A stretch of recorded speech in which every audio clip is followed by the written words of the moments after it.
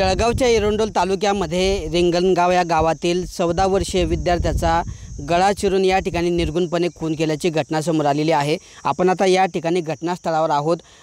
हा मुलगा जो आहे त्या मयत मुलाचं नाव राजेश गजानन महाजन असं या 14 वर्षीय मयत मुलाचं नाव आहे आणि तो काल बाजाराचा दिवस होता। बाजाराचा दिवस असल्याने काल सायंकाळी तो बाजारातून 7 वाजता या ठिकाणी बेपत्ता झाला होता। त्यानंतर गावकऱ्यांनी असेल त्याच्या कुटुंबियांनी त्याचा शोध सुरू केल्यानंतर या ठिकाणी पहाटे 3 वाजेच्या सुमारास या ठिकाणी आपण आता जे दृश्यांमध्ये बघताय हेच ते घटनास्थळ आहे आणि याच ठिकाणी त्याचा झुडपांमध्ये पहाटे 6 वाजता जो आहे मृतदेह या ठिकाणी आढळून आला। त्या ठिकाणी पोलीस पोहोचले। त्यानंतर या घटनेची सर्व चौकशी केली जात आहे।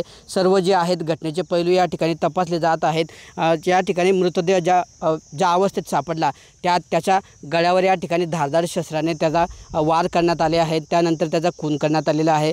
या ठिकाणी आपण प्राथमिक माहिती जाणून घेतली असता गावकऱ्यांशी कुठलाही या कुटुंबाचे वाद नव्हते। त्यामुळे तुर्तास तरी पूर्ववैमनस्य किंवा इतर कुठलीही कारणे या ठिकाणी समोर येत नाही आहे।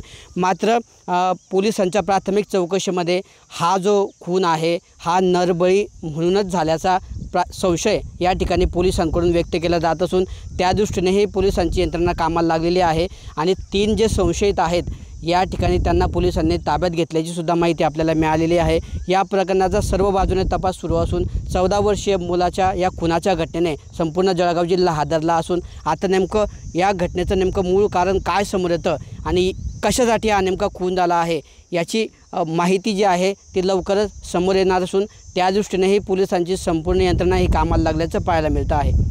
किशोर पाटील, TV9 मराठी, जळगाव।